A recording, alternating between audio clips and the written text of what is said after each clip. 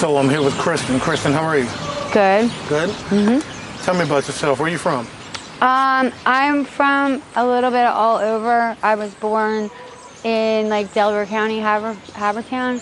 I lived there until I was 6, and then me, my mom, my brother moved to Arizona, Phoenix, and Scottsdale till I was 12. Then we moved back to Philly, with Delaware County, I guess, and I was here till I was 15, and then I moved to West Palm Beach with my dad till I was 17, and then I graduated high school from Marple Newtown in Delaware County. So, and then I moved to Philly from when I was 19. So, and I'm 42, so I've been here since then. How long have you been out on the streets and homeless? So out on the street homeless, this time, I would say about a year. There was times previous where 2 years is probably the most that I've ever done continuously. Sure. Yeah. So, yeah, about a year this time. Do you have any kind of family around here or support system? Or I mean, I do. Anybody can help you? Well, I have family, but they don't want to help. So, sure. Yeah. Would you be able to repair that relationship if you got clean? Absolutely, yeah. Mm-hmm. What's your drug of choice? Heroin, well, I guess fentanyl now, and methamphetamine. How did you first get introduced to that? So I was in a really bad car accident, and my knee went through my dashboard, and I literally broke my kneecap. So they started prescribing me the Percocets after I got the surgery done. And it's crazy because I didn't like them. They made me sick, like physically sick. So I would get 180 10 milligram Percocets.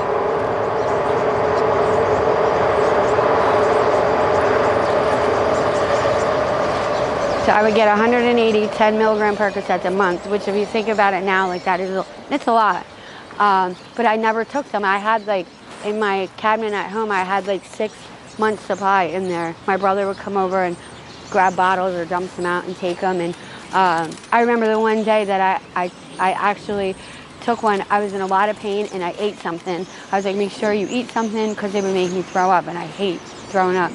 So I ate something, and then I took a half of one, and I started like getting energy from it, like speeding from it. And I was like, well, these things aren't that bad, you know? And I think about that day a lot because I think like if I could take it back, would I be have where changed I'm at? anything? Right. Yeah. Does addiction run in anybody else in your family? Or? Yes. It runs deep in both sides. Does my it? Mom's and my dad's. Yeah. Mm-hmm. With your direct parents or just Yes. in the family? Mm-hmm. Oh, they're both addicts? Well, my mom, so my dad is an active addict. My mom was an addict, but she said that like when she had my brother when she was 17, me was like 19 or 20, and she said like we were really little, and she's like, I'll never forget this day. She was looking in the bathroom mirror, and my dad had left like an ounce of what is that? Back in the day they would call like meth crank. Okay, so she had like an ounce of crank, and she said she did like the whole ounce in like 1 week. My dad was flipping out on her, and she remembers like looking through the mirror and seeing me and my brother playing in the background. And we were really young, and she was like, you got to get your shit together or you're going to lose these kids. And then she said that's when she moved us to Arizona, and she stopped using cold turkey. Yeah. Mm-hmm. What happened to your hand? So I got into a fight down Somerset in the elevator last week, and I thought I broke it, but actually I had an infection in my hand, and I hadn't used or done, like I haven't shot in my hand in about 3 weeks. So it sat in my hand for that long, and then I thought it was from the fight. When I went to the hospital, they were like, no, it's not broken, but you have like a bad infection in your hand. What was the fight over? Honestly, I still am like kind of confused about what happened because not really. I found out yesterday what it was about, but I was in the elevator with a friend of mine, and there was this other girl who I know, and I've helped her out before in the past, and she said something like, oh, you need to get away from me and step back, blah, blah, blah. And I was like, oh, no problem, I'll step away from you, but you need to talk to people nicer, and you really need to watch how you talk, like how you say things to people. That's all I said to her. And then she pushed me, I pushed her. It was like a whole thing. And I got her on the ground and she maced the shit out of me. Yeah, see? And that red pepper mace, ooh, I've never been maced before. That shit is no joke. Yeah. Yeah, that shit hurt. Burns. Oh my God. Yeah. My whole face was burning. Like I was walking down Yeah. the street with a gallon of milk, like dumping it all over myself. Yeah. People were looking No, at me I like, feel you. I've been hit with it oh, before, it was too, yeah. bad. Yeah. So, yeah, that it was literally over nothing. But then I found out yesterday that her and her boyfriend had no money, no way to come up, nothing like that. So that whole thing was over trying to get like our bags, me and this other girl in the elevator, our bags and stuff. And they were successful because they hit me with that mace, and I couldn't see anything, anything. I could not see anything, and I felt bad because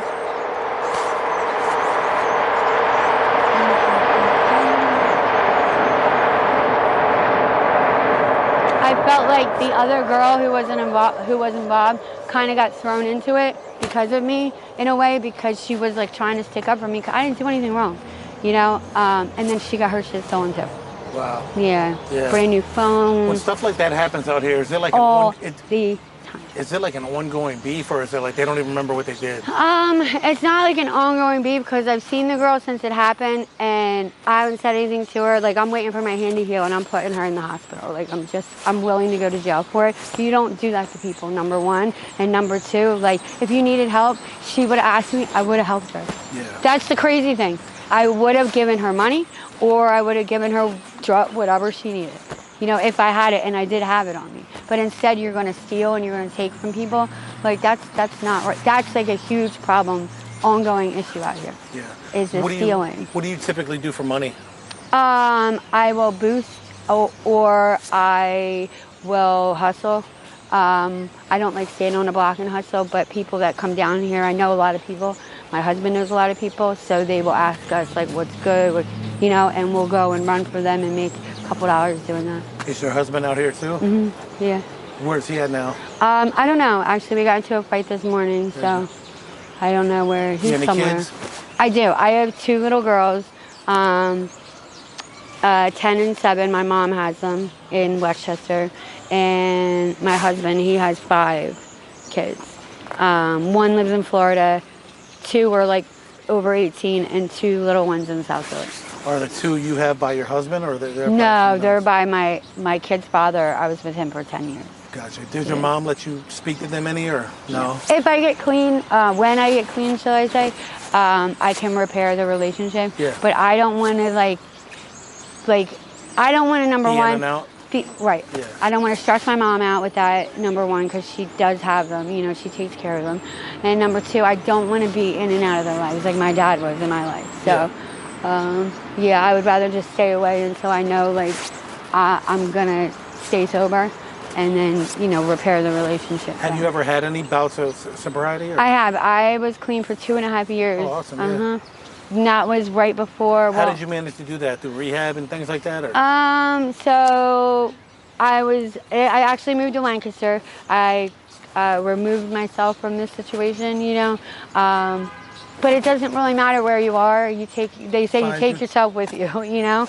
So if you want to get high, you're gonna get high. Like you could be in the desert and find a bag of dope. I know I could. Yeah. But it's like you have to make that decision that like you're done. You don't want to get high anymore. Yeah. You know, but yeah, I moved to Lancaster and I lived in a recovery house there for about 9 months, and then I moved in with my kid's father. I got pregnant with my second daughter. Yeah, I had about 2.5 years clean. It was like right after I had my daughter. He came home from jail. It was just a lot going on. Yeah, my mom did some shady shit once again and got custody of my second daughter, and it was crazy because I was clean. But like the cops, I don't have like a long rap sheet, but I have like I guess a long history of using. Yeah. So they didn't want to hear what I had to say. They just believed my mom because she's a upstanding person in the community, and they gave my daughter, my mom lied, and she got my kid. And I'm like, fuck this. Like, what am I staying clean for? It's like, they won't even let me, like, they just literally, my mom lied, and literally, they just gave her my daughter. Yeah. So, yeah. What do you feel like the most painful thing about all this is? Not seeing your kids? No, I mean, the most painful thing is just like the everyday struggle, honestly. Like the bullshit out here, the griminess, the nastiness out here of just the people. And even in like the city of Philadelphia, like the people in the city, It's a loud train. I know, they literally look at people like us like with such hatred and such like disgust and like malice. It's like really fucked up. I like, me personally, I wouldn't want to put that much energy into like hating somebody, but it's not like they hate you because they know you, they hate you because you exist. Yeah. Like that, it's like really fucked up. But yeah, people in this city are not nice to people like us, and they make it known, well known, that like they do not want you here, and like you're not like welcome here. Which the crazy thing is, I'm fucking from here, and these motherfuckers are all transplants into the city.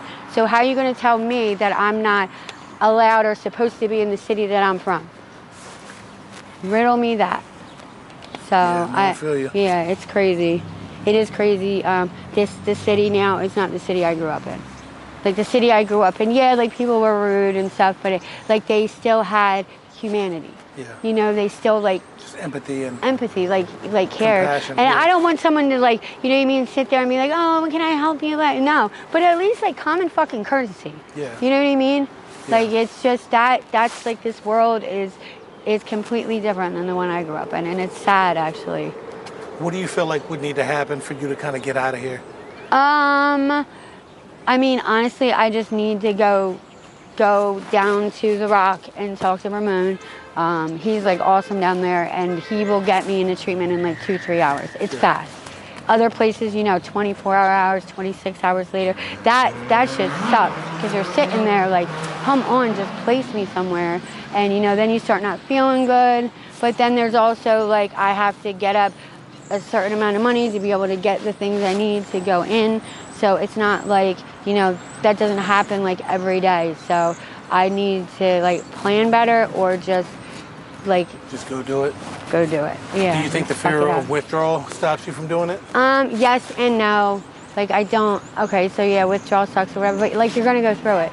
You know. So like I was saying, the things I need, like saying like a Suboxone and maybe a couple Xanax to go in with, because I do have bad anxiety. But also, last time I went